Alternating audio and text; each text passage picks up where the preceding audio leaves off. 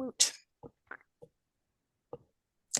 Okay, so hi everyone. Welcome to Oral History Methodology for the Qualitative Researcher.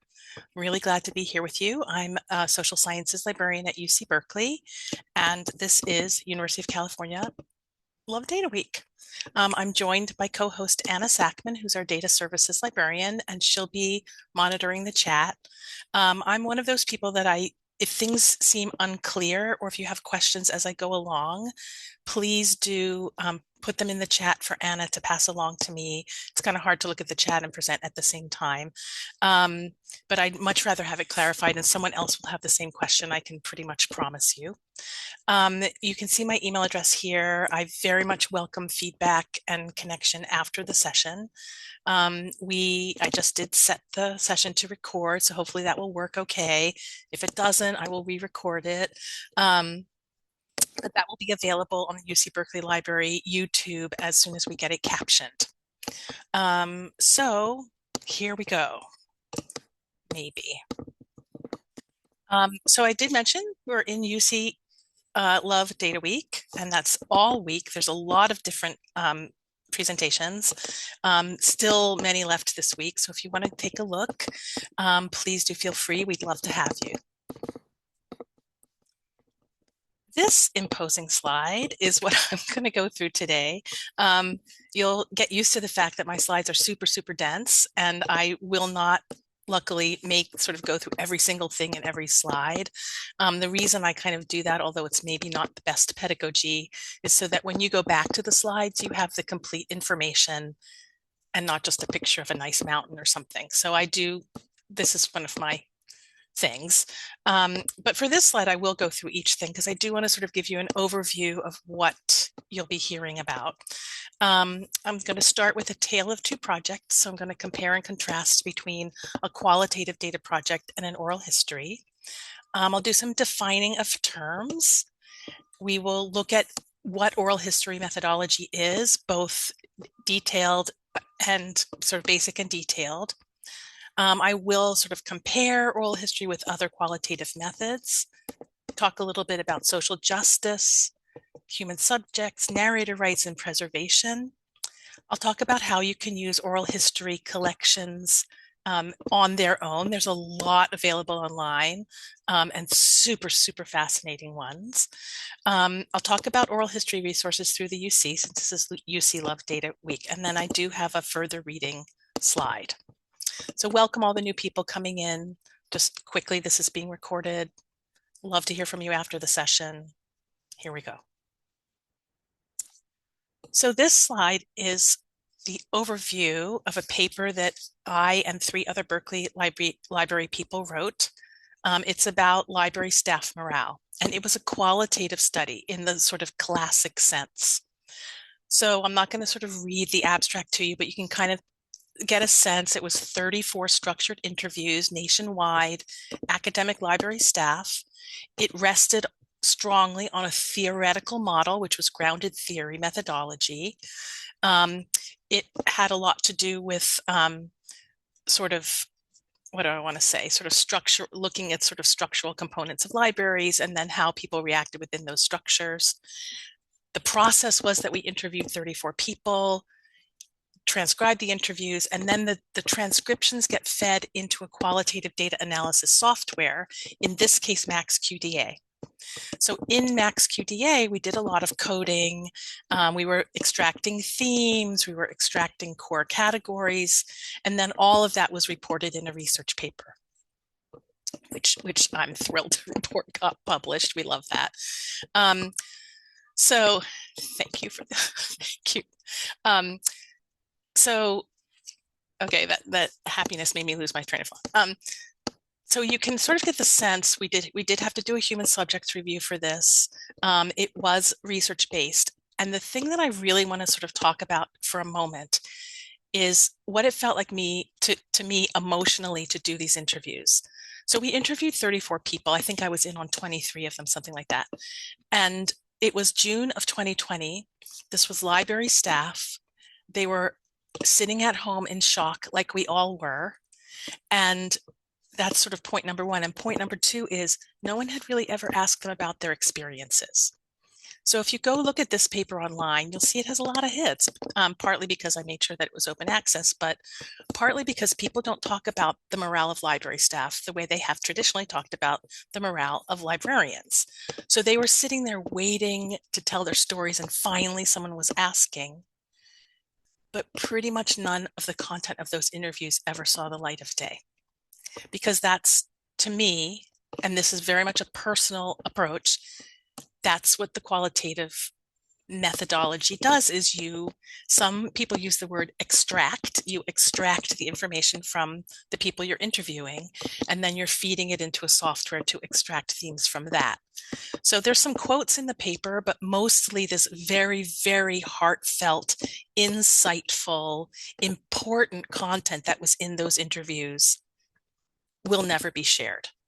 And it kind of felt wrong to me because I sort of felt like a librarian, should really not be the one that's mostly talking about their experiences. So I just, while I feel like there's a lot of value in what came out of this, it left me a little bit unsettled. Let's say that. So this is the project that I'm working on now. I'm calling it Librarians Navigating Change, and it is an oral history project. And it's kind of almost in direct response to the fact that in the qualitative data analysis that I did, I really felt that those transcripts should be shared and that others should have the benefit of hearing the content. Librarians Navigating Change, of course, is a topic of personal interest to me. So that's why the topic. I mean, I just felt like I'm a later life librarian, and I felt like I wanted to hear people talk about the good old days and what had I missed. So that was, basically the impetus for this project. But you'll see this, what I'm showing you on this slide is the invitation letter that I sent to the participants, who in oral history are called narrators, not interviewees. So note that vocabulary shift from they are being interviewed versus they are narrating their own experience. So, I talk a little bit about, we're used to shifting responsibilities and shifts in our environment, that kind of thing. The goal is to have a collection of interviews. This is the time to capture the stories. Things are changing fast. And at the very end of this is an entirely collaborative project. So as we go through, if you want to sort of pin what I'm saying about oral history methods to this is a project that I have experience with, that's fantastic. I also feel like this is the time to say, while I have had training now in oral history and have gone to the Oral History National Conference and belong to the association and listservs, blah, blah, blah, I'm not a super experienced oral historian. So if anyone wants to add context or additional information or even challenge something I'm saying, I will humbly back off. But at least for now, I'm steeped in it enough that I feel like I can do a beginning presentation. So here we are. So of course we should start with a definition. I'm a librarian, start with a definition. I really like at the bottom, you can see there's this data glossary from the National Center for Data Services. It's very helpful. It's a little bit sort of science medical focused, but sort of direct and concrete. So qualitative data, concepts that are not represented by numbers, distinguished from quantitative data. So I think we would all sort of start with that same understanding. But in this talk and in this definition, we're going to be getting into the fact that you can analyze qualitative data in a lot of different ways. So sometimes you're looking at essential concepts, but sometimes you're doing descriptive studies, that kind of thing. So there's quite a breadth, and oral history is one piece of that picture. So I'll spend a little bit of time on this slide. So down the left, you can see there's all these different qualitative methods being mentioned in a particular guide. Later on, we'll see a different classification of qualitative methods. Everybody has their own list, but you can see that oral history sits squarely as one subset of qualitative methods. And the mechanism for collecting the data, if you want to call it data, not all would call it data. It's hard for me actually to get out of that mindset. But the mechanism for collecting your content would be interviews. So you can sort of see in this right-hand part of the slide that when you're comparing interviews with other methods of getting qualitative data, there's pluses and minuses, as there would be with anything.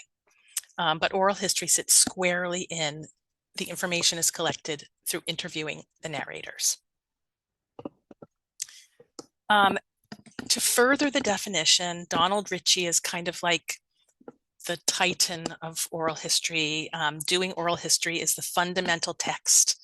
And you can look through this whole slide later, but basically I have highlighted the parts that I think are the most important, which is well-prepared interviewer. It's an exchange, which is recorded.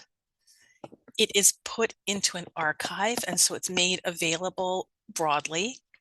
And then down at the bottom, it's not sort of ad hoc things like recorded speeches, wiretapping, whatever. It has to be a dialogue. And to be honest, that's one thing that I really love about it, that it has to be a dialogue. It's collaborative, super, super important concept. And then I do want to spend a little bit of time with this slide too, which is to say what it is not. And I just sort of love this little reflection here. It's by Shanna Farrell, who is part of the UC Berkeley Oral History Center, which is connected with UC Berkeley Library, and also my mentor and someone that did a lot of teaching with me this summer, teaching of me. So she wrote this blog post, Not Oral History. Actually, hashtag Not Oral History is the title of the blog post. So I'm about to do my radio announcer voice. So Shanna's biking along and she hears a radio host, and the radio host says, "What was better back in the day? It's an oral history of nostalgia starring you. Tell us about what you think was better from a previous era, why you miss it, and whether you think it's better because of nostalgia or because things were empirically better back in the day. Call us or post below." So she's riding along and she's like, oh my goodness, they got it so wrong. She called them up and she said, "I heard that you're doing an oral history of nostalgia, but that's not oral history." So on the right side, I'll just leave you to read this, partly because my Zoom window is over it and I can't read it myself now. But you can kind of see her sort of passionate description of what a real oral history takes and what it gives. So all of the planning, the intersubjectivity, so meaning both people contribute to the content, both of the people in the conversation, that it's preserved, that it's a legacy. You can get a sense in the middle of her statement about how much work it takes. It takes so much background work and months to complete. And then finally, the learning that it takes to be sort of an experienced and what word do I want to use? Sort of supportive interviewer and sitting with silence. So it's you can sort of see even from this that you're kind of moving away somewhat from a research approach to gathering information. And it's starting not even to be information, it's starting to be experience and memory and other kinds of content.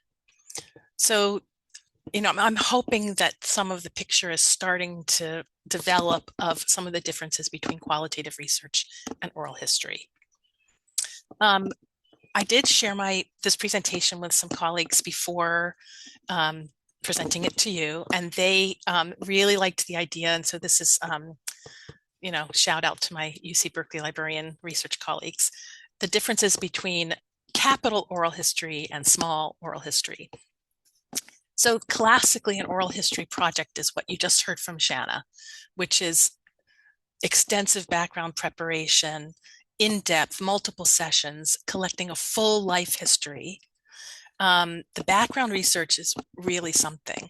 And the people at the Oral History Center at Berkeley, they're interviewing a series of tech CEOs or a series of rock stars or a series of people who were incarcerated in Japanese American camps during World War II. They're interviewing groups of people, and they're doing extensive background research on the history, on that person, on the community, on the culture, if applicable.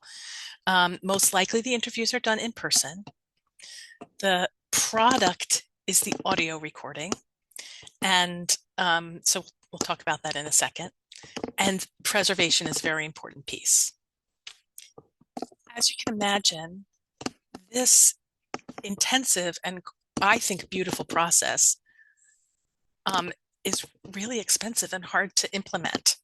So I think there's starting to be more and more of small oral history where you're doing kind of one-shot interviews with people and you're not pulling out their whole life history. That, of course, is what I'm about to do. Funding is an issue. The training and interviewing can be an issue because it's expensive to get that training often. And you have to do a lot of interviewing before you feel maybe that you have the experience that you need. There's a lot of oral history work, whether you would want to call it large oral history, capital letter oral history or small letter oral history, being done by community members and family researchers. So there's in the summer institute that I attended here at Berkeley's Oral History Center, there are people doing really, really interesting projects in their home churches with their ethnic origin groups. They were part of the community and they wanted to document the community, but it wasn't sort of sponsored by any institution.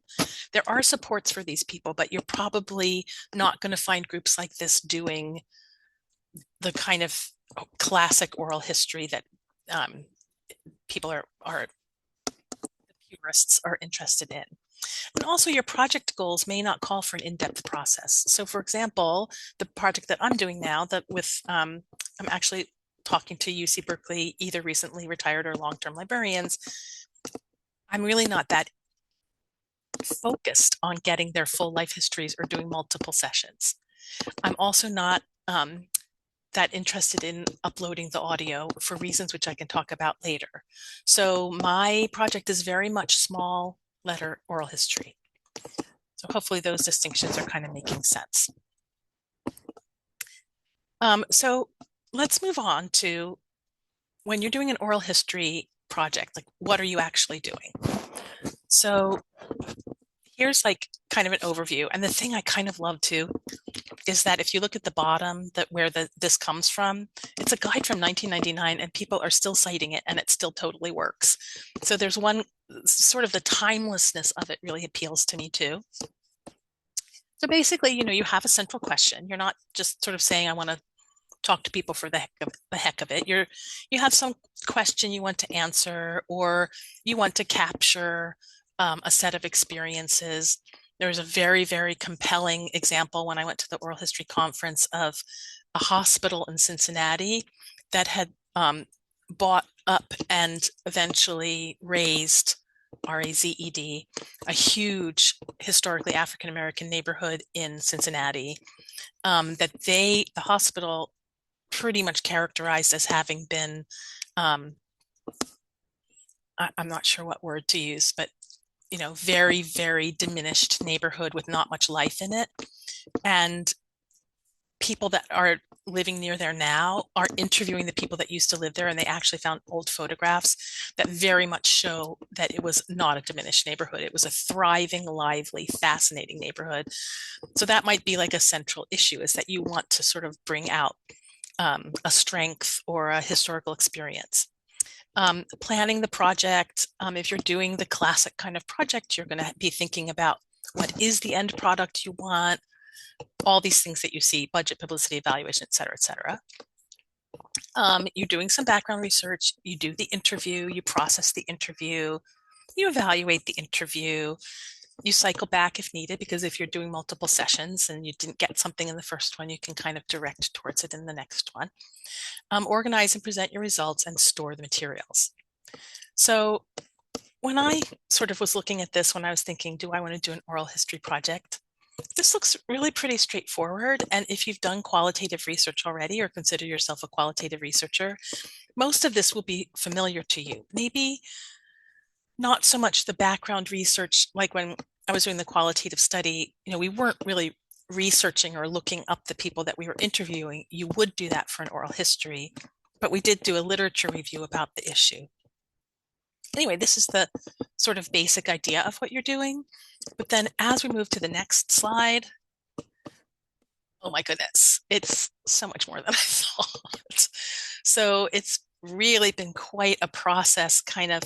I mean, I really could not have done it without the training that I'd gotten, or at least not feel like I was doing it well unless I had gotten this training. Because if you look down the left side, there's so many things that you have to think about. I'm not totally sure what they mean by interpretive framing. The first one I probably should have looked that up before this, but narrator selection is a big question, like who do you choose? So for my project, I'm trying to get some variety of gender identity, race, ethnicity, library function.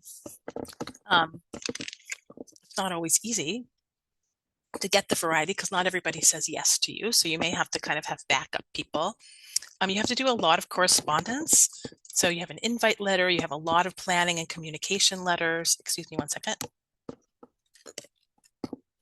You're doing your research preparation, and then you have to, there's tons of stuff to think about recording. So I'm doing mine on Zoom, which is actually another kind of not classic thing. Generally, they're in person, where people will be sitting, interview etiquette, legal release. I'll talk about that a little bit later. Transcription, I'll talk about that a little bit later. Preservation, same thing. Analysis, I'm interested that the Oral History Center has this because you're not really analyzing in a research kind of way. It's definitely not like what I did with the qualitative transcripts, and then sharing the results. So you can see it's a really pretty detailed process. So that's the list on the left, and on the right is sort of my experience, that what has completely surprised me. I wouldn't say that I'm a hugely experienced qualitative researcher. I've done a lot more quantitative research in my life, but I've been on 2 studies and helped with 2 others. I was really surprised at how different the approaches were and how rigorous the methodology was. I was surprised at how much background work there is to do. So now I'm doing tons of reading about librarianship for my own project, librarianship as a profession, trends in the profession, for me to ask good questions and have a good conversation.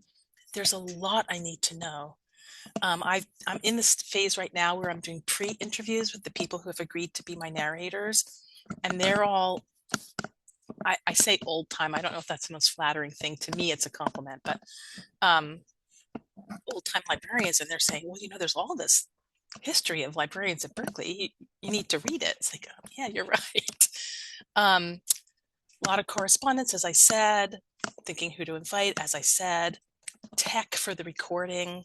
I'm going to be counting on Zoom with my fingers crossed. So hopefully that'll work out. There is a book in my reading list later about doing online oral history.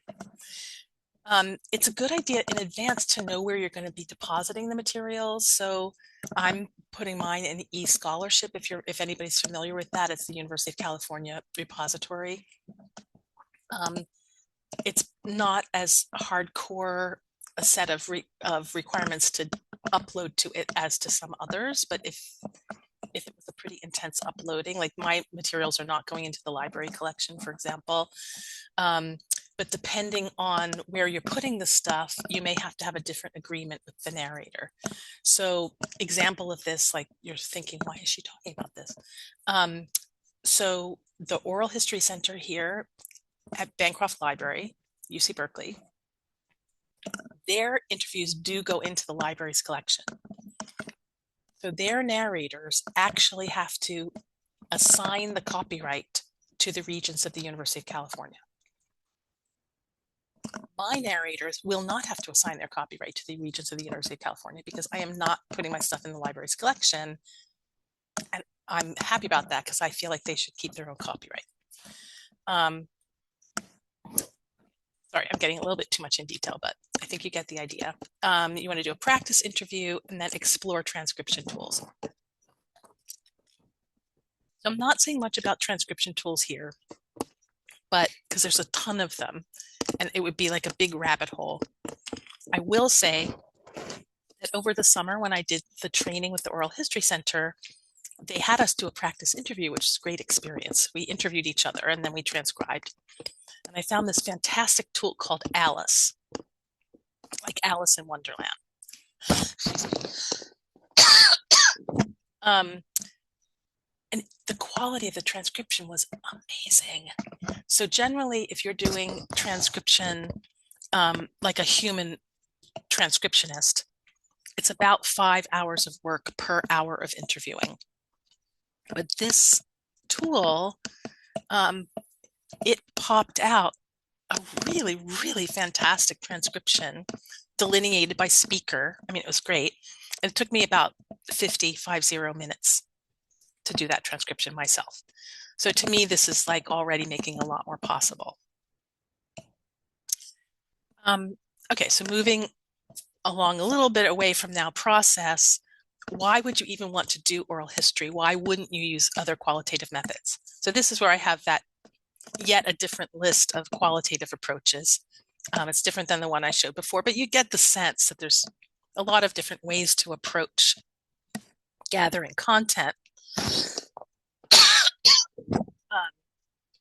And oral history falls squarely as a kind of subset.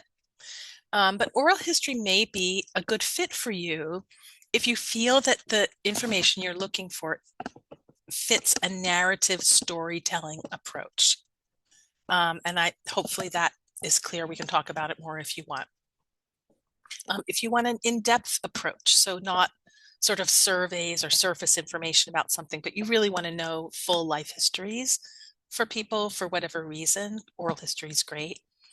If you're trying to work with a community, preserving history, preserving culture, there may be like, suddenly occurs to me, like, has anyone done a series of oral histories about Burning Man? Maybe they have, like, it says an event. If you want to preserve interview content for future generations, excuse me, so that legacy kind of example, oral history is fantastic. If you want an interactive approach, and as I've said, as I've been talking, for me, the interactive approach was a very, very important part of what I wanted, but what I felt was missing for me in classic qualitative research.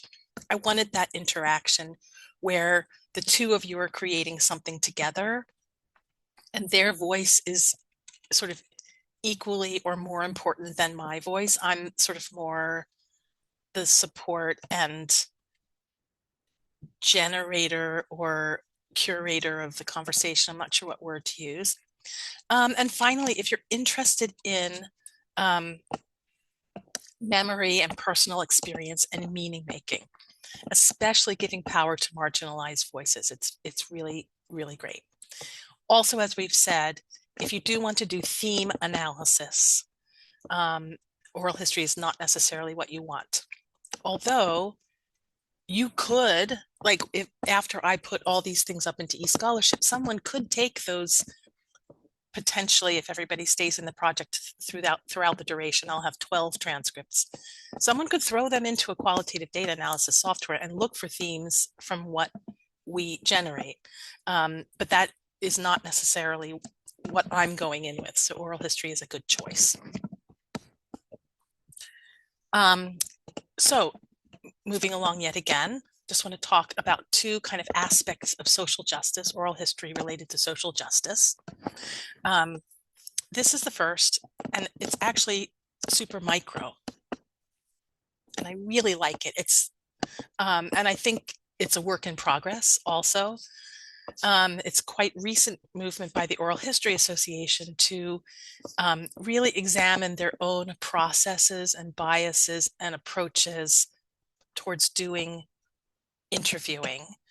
And oral history, or my sense coming into it anew, as a new person recently, is that they've very much kind of distinguished themselves from qualitative research, but haven't always looked at the ways in which they themselves are also extractive in the same way that qualitative researchers are. So they're really sort of taking a look at themselves and trying to adjust things like project development, permissions, ownership, and access to make sure that the focus is narrator centric. And while they felt it was narrator centric compared to other approaches, and it could be more so. So now they're talking more about developing stronger trust relations and power sharing. And you can see here, justice praxis moves at the speed of trust. So again, I think I've been making the point all the way through this that the emotional approach and the emotional sensitivity and the emotional intelligence and the emotional connection are very important parts of what's happening. And I feel like they happen in qualitative research too, but they are not able to be, what do I want to say, centered. The extraction of knowledge is centered if it's research. But here, the creation, the co-creation of emotional content is what's centered. And so to me, I just love that as an approach. And I want to now come, so that was kind of the micro scale. So here's more the macro scale. And it comes from this particular book, which is Say It Forward. Instead of Play It Forward, Say It Forward. So it's really talking about the fact that if you make space for individuals to connect their narratives and personal experiences to the dominant narrative, or to inform or change or refocus or shift the dominant narrative, it is a tool for social justice. So, highly recommend this book. There's a lot more stuff about oral history and social justice. I'll let you look that up for yourself, but I just wanted to be sure to present both the micro and the macro kind of ways of looking at oral history and social justice. Then I want to say a word about oral history and human subjects. So I think I'm pretty sure I mentioned that for my qualitative study, I did do an IRB. That's Institutional Review Board. That is an application that I had to do because in interviewing those 34 people and taking the content that they gave me and doing a analysis for the purposes of research, I had to promise that I was respecting their rights as a human subject and protecting them from harm. So it's a pretty intensive thing. I and the whole team had to do trainings around it. I completely believe in it. But to some people, it's kind of a deterrent to doing research, which I think is a little bit sad. But on the other hand, oral history, and this is from the Oral History Association's website, generally does not deem this as research. So it is considered more in terms of scholarly and journalistic activities because it's focusing on specific individuals. If you look at the final paragraph near the end, if you're looking for generalizable knowledge, like for example, if I take my 12 Berkeley librarians and I say, these 12 Berkeley librarians said this, and I've analyzed their transcripts, and we can say blah, blah, blah about librarianship in general, or what librarians do when faced with change, it sort of turns it now into research. I'm taking the smaller group and extrapolating to the larger group. So that would probably have required an IRB. But in the case of my project, and I was very careful to ask about this, I have not done an IRB. If you ever want to talk to me more about this, I don't know that much, but I've done some reading about it. And very much tied to the question of the IRB is narrator rights. And really, we don't really talk about this in qualitative research. I never really saw anything that dealt with, did I have to worry about the people that I was interviewing, their rights as people being interviewed? I never really had to think about that.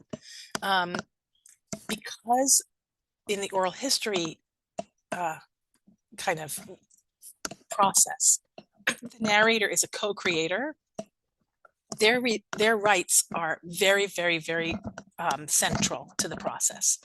So there's a lot of things here. I won't go through this in detail, but access, usage rights, family and community members, the right to uh, approve what is uploaded from the transcript of the interview, and updates.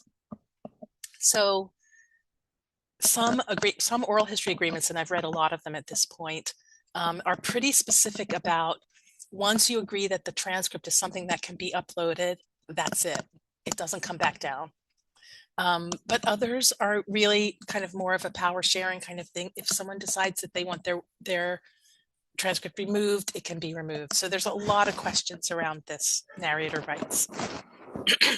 But just the very fact that it's a collaborative process to me gives more rights than it does to the subject of a qualitative research study. And then there's the question of preservation. So one thing I really like about the oral history method is that preservation is a very, very crucial central part of it.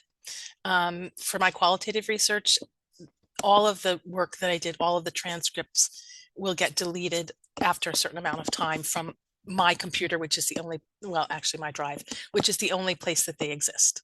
So that they'll all go away. The whole point of oral history is that it does not go away. So it will be preserved in the long term. We're looking for ongoing preservation. That does put the burden on the person doing the oral histories or the organization to find such a resource. In the bottom paragraph, the part that I have bolded, organizations or people will do oral research work that don't necessarily have the infrastructure or resources to preserve them. So what does that mean? Where do you go from there? I don't have an answer to that question, but any of you that are in preservation work or concerned with preservation know how much of an issue this is. So I'm very, very excited for myself that I can upload to eScholarship, which is a repository that I feel will have stability across the long term. And since I'm only going to be uploading transcripts, I'm also not worried about obsolescence of media. But given that many oral history projects, people are uploading audio and video, you want those to be in formats which will be presumably able to be read into the future. Sorry, I know this is all super technical, but it's also very important. So thanks for sticking with me. Then I wanted to say something about using oral history collections. So, I've been talking about how to do an oral history, why it's important, why it's kind of differentiated from qualitative research. But now, what happens when you've finished and all of this stuff is now sitting in a collection? Who uses it? So in fact, it was just kind of one of the most fun processes I've ever had, even just doing the pre-interviews with my narrators for my Librarians Navigating Change project. Questions they asked, well, okay, I'm kind of library geek anyway, but people were asking these amazing questions, and several people said to me, who is the audience? Who's going to see this stuff? So, if I have a collection of 12 transcripts from librarians, who is the audience? How could these things be used? Library school students might use it. People researching librarianship as a profession might use it.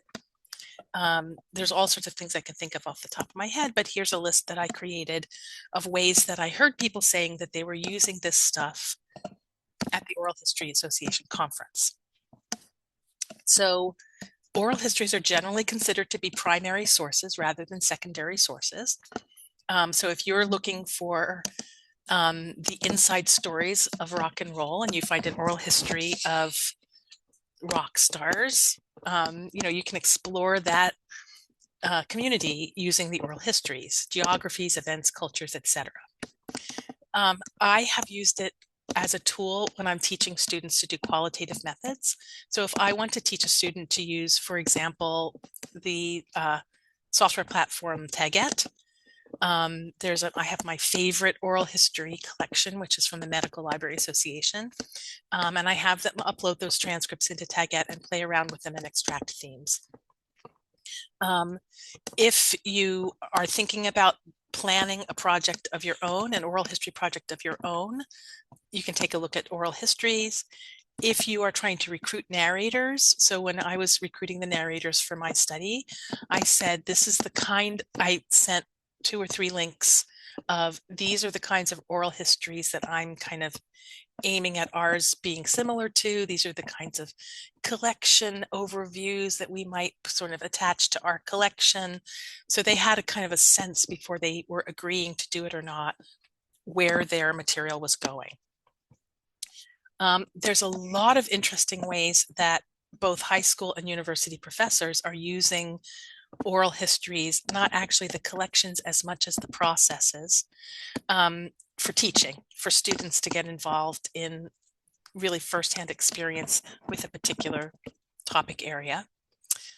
Oral histories are often used as an enhancement for other kinds of content. So I actually recently visited for the first time the Museum of Flight in Seattle. It's fantastic. As you can imagine, you know, Seattle, very, very heavily influenced by the employer Boeing. And the museum is near Boeing Field. And every single, they had lots of planes because Museum of Flight. But next to every plane were little televisions playing videos of oral histories with people that had flown that kind of plane, and people talking about the development of flight during World War I or during World War II or whatever. The stories were fascinating, and people that like had, you know, had to jump out of their plane and all sorts of stories, but they really, really enhanced you looking at that plane. And then there's now increasing interest in using oral history collections for text mining and AI. So that's kind of an area of exploration for future. I did want to just give a slide for best practices for using oral history in the classroom. So the link is here. You can see on the left-hand side, there's a high school teacher in Maryland that had her students conduct oral history interviews with residents of Maryland who served in Vietnam. Students learned a ton of stuff. They created short documentaries, and it's all going into the Maryland State Archives. So this is a beautiful thing, and to me, because I think that what happened is what the quotes imply would be the best case scenario, which is that the students had an amazing experience. They felt connected to history. They felt that history was more important, more interesting now. They learned so much. It was an important experience for them. So that's kind of, it's labor intensive, but it's also just so rewarding. So not sure if anyone here is interested in this, but if you were, there's some good background to connect with. And then, if I've gotten you so excited about oral history that you might want to become a freelance oral historian, there are quite a few people that do that. As you can imagine, the same sort of cautions and benefits of any kind of freelancing apply. So you do have flexibility, you do get to do really, really cool stuff, but you know, you really have to be in the world of contracts and valuing your own services so that you can actually make a living, that kind of thing. But this toolkit was kind of a groundbreaking thing. I went to a workshop at the conference by the person that had developed this, and I guess my impression was it sounded really exciting and really hard, both together. So then just wanted to give you a sense of some of the resources that are available from the University of California. So what I did was I just looked up oral history at each campus, because this is UC Love Data Week. All of the UC campuses have oral history collections. So, but I wanted to look at material that would actually help you do an oral history. I will say the UC Irvine toolkit is fantastic. Also UCLA, they are very, very sort of step-by-step guidelines and aimed more at community members. So if you wanted just a starting place, I kind of would suggest those. The UC San Diego link is There's a course called Race and Oral History. So getting back to that question of how oral history can be used in classroom settings, also super interesting to look at. So I'll leave you with these to look at. And then here's further reading. Excuse me one second. So there's a really, really me fascinating journal. If you want to take a look at that, and your university has it. The fourth bullet point here, oral history at a distance, is sort of my Bible right now, because how you effectively do oral history through some kind of online connection, in my case, Zoom. And then if you get into sort of trends in oral history as a method, you will hear about Portelli over and over and over again. Portelli, Portelli, Portelli. So he wrote this article in 1979 when oral history was really looked down on. And I think it was kind of, by the academic establishment, oral history had been kind of considered as, this is how pre-literate, don't really like that word, but pre-literate societies passed on their knowledge, or it's how folklore got transmitted. And it was kind of sort of a lesser kind of thing. And Portelli really was the one that got academia to sit up and take notice that oral history had its own strengths.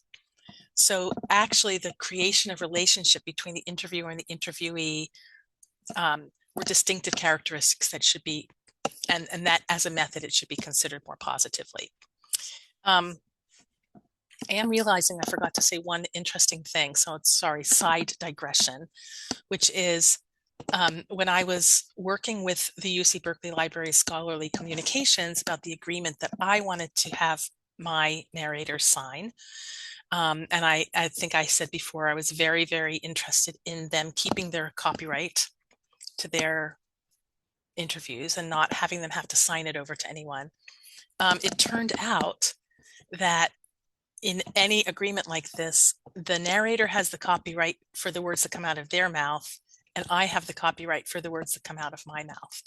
It's kind of sort of cool. I mean, I think their words will be way more interesting, but it's still two people have to sign the agreement because the copyright belongs to both people. So I thought that was kind of an interesting thing. And then here's a picture of Say It Forward, which we talked about earlier. And so that is all I have for you today. I do hope that if you have any questions, you'll contact me. I showed someone this slide and they're like, why do you have the cat? It's like, because its tail is a question mark. So that's why. I'm really, really thrilled to have you all here today. And I guess I'll just stop sharing and maybe take a look at the chat. Thank you so much, Anne. I will Sure. kind of highlight a couple of questions that came through the chat. But first of all, I want to let folks know that